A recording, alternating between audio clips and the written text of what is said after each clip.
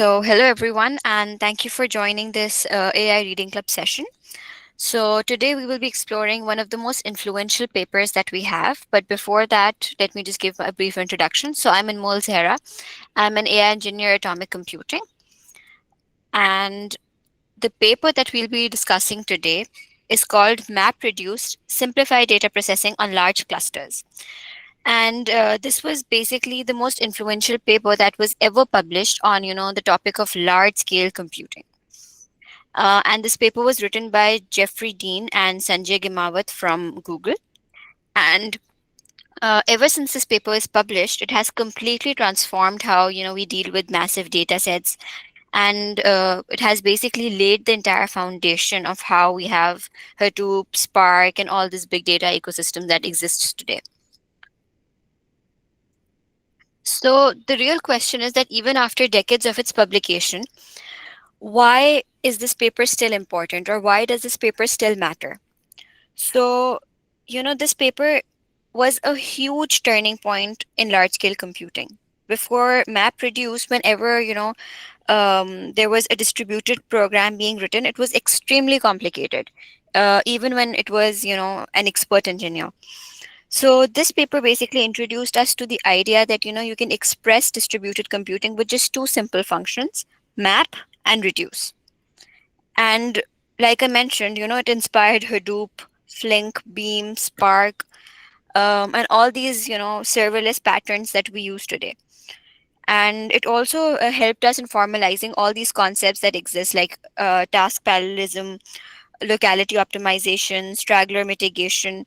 And interestingly, all of these are still very relevant in modern cloud and AI systems. So, most importantly, Google relied heavily on MapReduce to process terabytes of data every single day. So, this is not just on theory, but it is built for real production environments.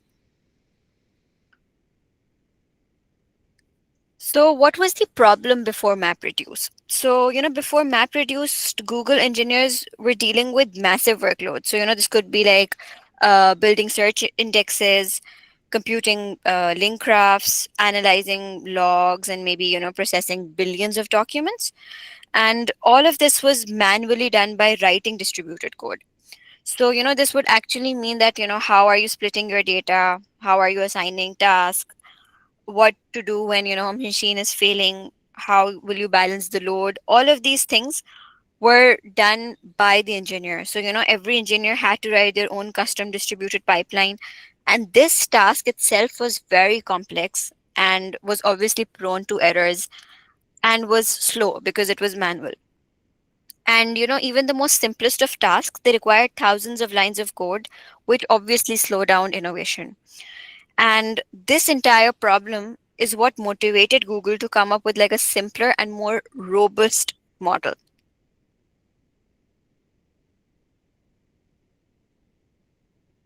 Okay, so this is a snippet from the paper. So the whole idea of MapReduce. So, the main beauty of MapReduce is basically in its simplicity. So Google basically said that, let's abstract away the distributed systems complexity and let the engineers just focus on the logic, and, let's, ease them of all the complexity that goes into writing the code. So it provides two functions: map, which is basically responsible for taking an input record and emitting the key value pair, and reduce. Reduce basically takes all the values for a key and combines them. So, meanwhile, the system does all the heavy lifting, be it data splitting, scheduling the work, handling failures, shuffling any intermediate results, any kind of sorting, and then combining all the outputs. This is all done by the system. So that makes our design philosophy very simple. That make the common case easy and the complex case invisible. So, this is actually what allowed non-experts to write massively scalable programs. Okay, this is again an example from the paper itself. So it's a word count canonical example that, one of the best ways to understand MapReduce is through a classic word count problem. So in the map phase, what happens is that, each document is broken into words, and for every word we emit a pair, like word comma one. Now in the reduce phase, what we will do is that we will simply sum up all the ones for each word. Now what does this process actually demonstrate? It basically tells us tokenization, aggregation, grouping, parallelism. All of these concepts are being demonstrated here, and thousands of machines can map can run and map tasks independently because each document is separate. And this example makes it clear that why MapReduce is so powerful, right? The developer writes very little code, and the system handles this massive coordination that is underneath. Okay, now there are a few more examples that the paper shows us. So it shows us a wide range of tasks that naturally fit into the paper reduce model. Sorry, which largely fit into the map reduce model.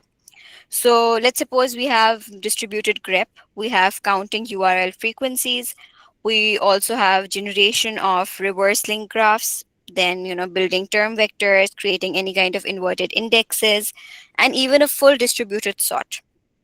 And what is very interesting is that how many real Google production pipelines this model can express.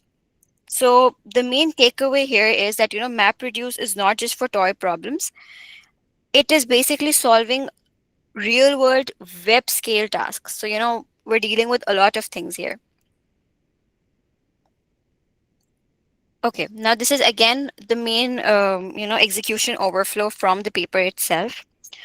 So if we have a deep look into the architecture, it's like we have a single master node that tracks the state of map and reduce tasks.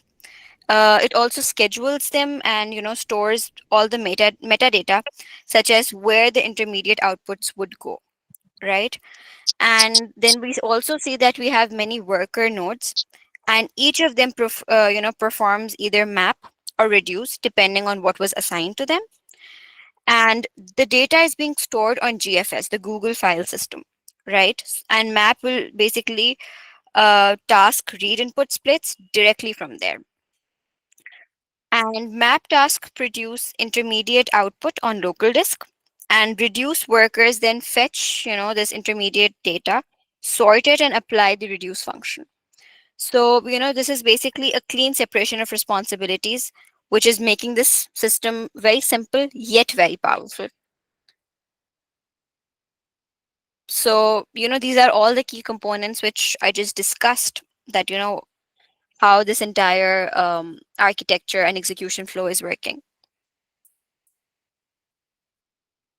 Now we'll go into a furthermore in furthermore depth, and look at the step by step execution flow, which is basically based on the 7 steps which are which we could see in the diagram. So let's have a walkthrough of the full execution pipeline. So in the very first step, the input files are split into chunks, which is usually 16 to 64 MB each.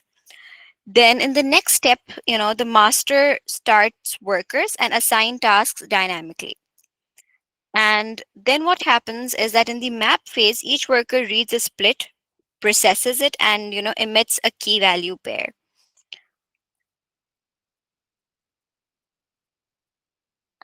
Okay. Then what happens is that these intermediate results are buffered in memory, and they're eventually spilled to local disk and partition. Then what happens next is that the reduced workers then fetch these partitions over the network. This is this is basically the shuffle phase, right? So the most expensive part in distributed systems is the shuffle phase. The system will automatically be sorting these values by key. Then in the sixth step, what happens is that we reduce workers, the reduce workers, they apply the reduce function and write the final results to GFS. And when everything is complete, the master informs the user. So this entire flow abstracts away any enormous amount of distributed systems engineering.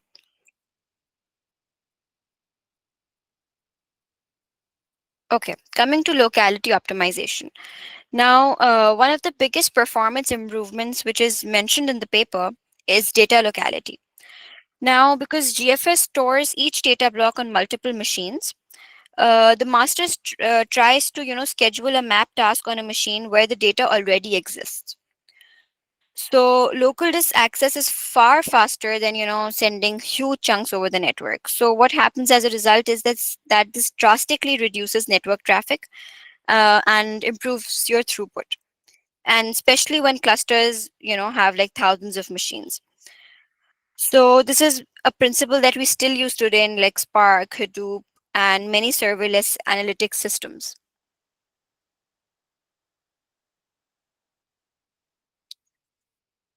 Okay, coming to fault tolerance, which is the worker failure. So what happens is that in large clusters, machines fail all the time because sometimes the disk die, some processes crash, or maybe there is some kind of a network issue which is happening. So MapReduce embraces this reality instead of trying to avoid it. So what happens here is that workers send heartbeats to the master. If a worker stops responding, it's immediately considered to be failed. And a map task must be re-executed because their output lives on the local disk. So as a result, reduced tasks don't need rerunning if their output was already committed. And the output using temporary files and atomic rename ensures that there's exactly once ensure exactly once there are semantics. And the paper even mentions that when 80 machines became unreachable, MapReduce job kept running, and this is basically a testament to how robust the process is. Okay, coming to task granularity and scalability. So MapReduce, uses a very large number of tasks, way more than the number of machines. So this is basically a real example that I've quoted from the paper. That let's suppose you have 200,000 map tasks, 5,000 reduced tasks, and 2,000 workers. Now, this is a small task model that enables excellent load balancing. It is also very fast from in recovery from failures and has efficient utilization of cluster resources. So the master can, easily move tasks around and detect slow workers.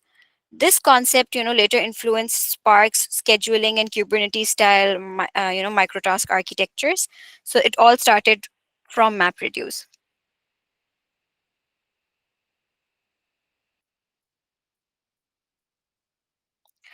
Okay, stragglers and backup tasks. Now, stragglers are slow running tasks that delay the whole job. So, they can happen due to hardware issues, simple resource contention, maybe some network slowdowns. So MapReduce solves this speculative execution, by launching backup copies of slow task near the end of the job. And, whichever copy finishes first is accepted and the other is discarded. The paper, gives a very great example here that disabling this mechanism, caused a sort job to take 44% longer. And, jumping from like 891 seconds to 1283 seconds. And this was a groundbreaking insight, and it is still used in Hadoop and Spark today.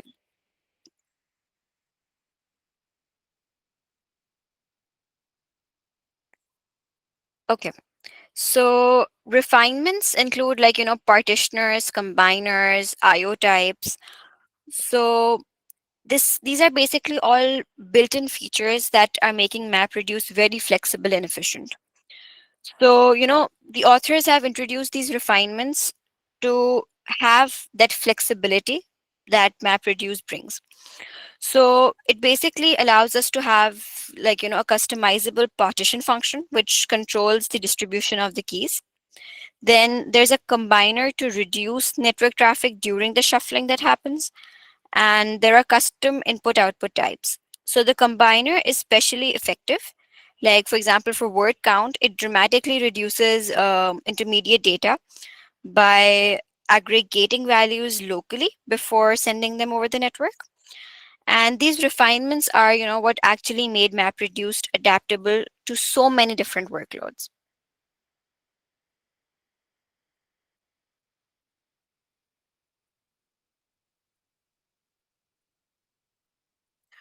Okay, so now we come to the local execution mode. Now, debugging distributed systems, is very difficult. It's like notoriously very hard. So, MapReduce provided a local single machine execution mode. So, what does this help the developers in? So this lets the developers to run maps and reduce sequentially. It uses like standard debugging tools. It helps us inspect, intermediate results. It also helps with like profile performance and, with testing logic without deploying it to a full cluster. So, this whole thing, it dramatically improves the developer productivity, right? So it basically is making you have a very easier testing for, complex jobs without needing like a full cluster to yourself. Okay. Then we have monitoring and counters. So it's basically the visibility into jobs, is very crucial when you have thousands of machines involved. So the master exposes, a set of HTTP monitoring pages, and you can see task status, you can see data processed, you can see shuffle metric, you can see output sizes, you can also see, different logs that are there for each and every task. And you also have like live graph like live graphs to, monitor performance. And there are also, custom counters, so which many developers, rely on for diagnostics and analytics. And this visibility is very essential when, you have thousands of worker tasks which are running simultaneously one after another.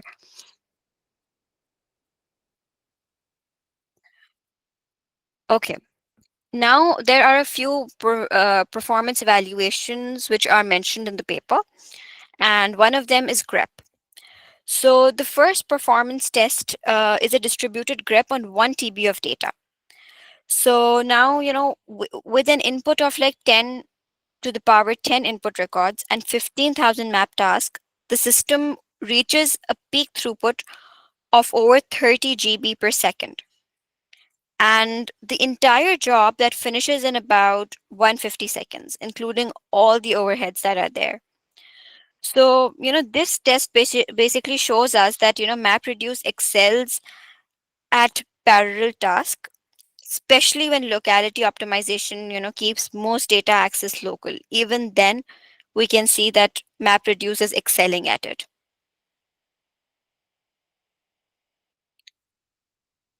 Another another performance evaluation is sort, and this is like the second major benchmark is that, we're sorting like 1 TB of data. So here we have like 4,000 reducers. We are using custom partitioning, and data replication is also being done.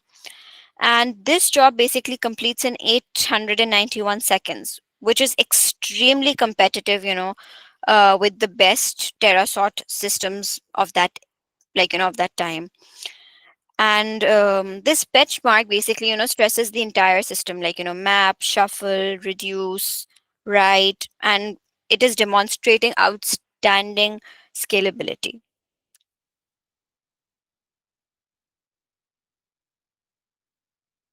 Okay, coming to the fault tolerance experiment. In one of the most dramatic experiments in the paper, Google engineers, they intentionally killed 200 of the workers out of total 100 and 1,746 workers that were processing while a job was running. And despite this huge failure, the job only took about 5% longer than it would have otherwise. And this very interesting experiment basically proves the resilience of MapReduce. That, it is extremely resilient. The master was simply was able to rerun the missing tasks, and the system continues without any manual intervention, right? So even though, 200 worker processes were killed, despite that, it only took 5% longer. So this itself is a very big benchmark in terms of fault tolerance.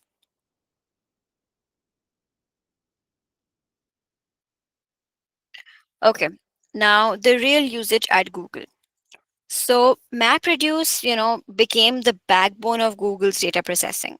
And the reason being that, it powered web indexing, page property extraction, query popularity reports, Google News clustering, large scale graph calculations. And, there was a very interesting example from the paper that is, very striking, that a stage of indexing pipeline went from 3,800 lines of code to just 700 lines, after it was rewritten using MapReduce. So, this is just one example which we can, use to see that how it is improving, maintainability, fault tolerance, and it is allowing developers to, experiment in a way more easier approach, because you can see how substantially the lines of code have decreased. So it will be easier to debug, it will be easier to experiment, or add on different things to your code. So this was the main concept and the main main backbone of the entire map reduce concept. If we discuss the key takeaways, so to summarize, we have seen that MapReduce introduced like a very simple abstraction that allowed massive scalability. It automated failure handling, scheduling, locality. It also proved that distributed computing can be accessible and reliable. It influenced almost every modern data processing framework. And if we look at the very core lessons that we've learned, so it's simplicity, locality, redundancy, all of these things, they continue to shape the distributed system design that we have today. So with this, I would open it for any questions.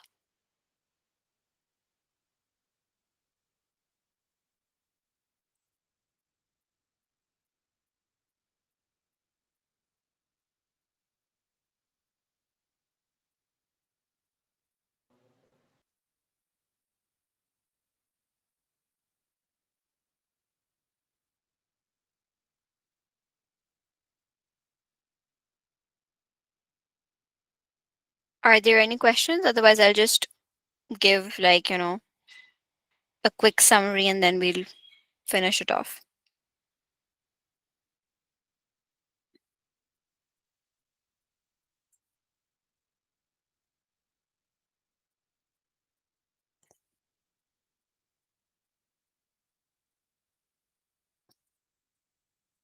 Okay, so to just, okay, so just to summarize and have a complete overview to close this. So this paper, MapReduce simplified data processing on large clusters, it introduced a revolutionary programming model, which we just discussed, and it was designed to, make the large scale data processing very easy, reliable, and accessible, right? So we also discussed that how this problem, you know, before MapReduce, developers had to manually handle all the complexities of distributed systems, which included multiple things like, splitting your data across machines, handling machine failures, coordinating with text, any kind of task execution, managing the load balancing. All of this made distributed programming very slow and very difficult to scale. So the entire idea of map reduce was by using two user defined functions, which was map and reduce, which we discussed in detail. And everything else that was there, like parallelization, scheduling, fault tolerance, shuffling, result collection, this was all being handled automatically by the system of MapReduce, right? Because we also discussed that how, through the diagram, we had a very clear insight into how the input data was being split into chunks, and how map task were, how map task was processing the chunks and writing intermediate data, and how, the task fetch and sort were being done for intermediate results, and then how all the reduce functions were responsible for producing the final output.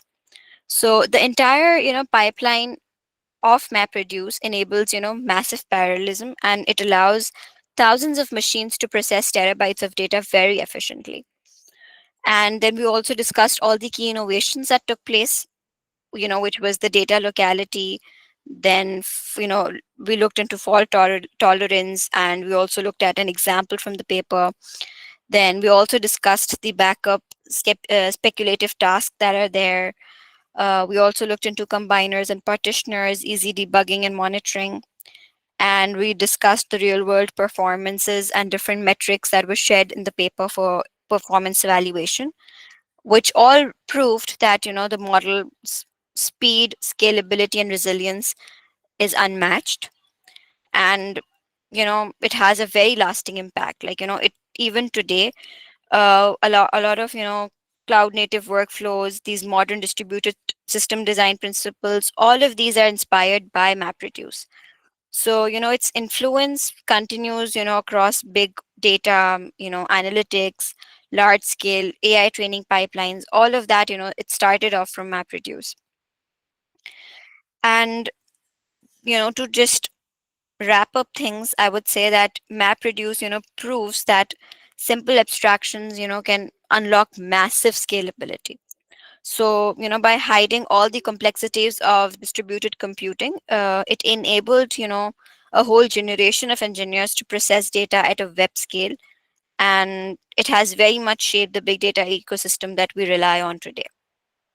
So, if there are no questions, then this will be the end of it.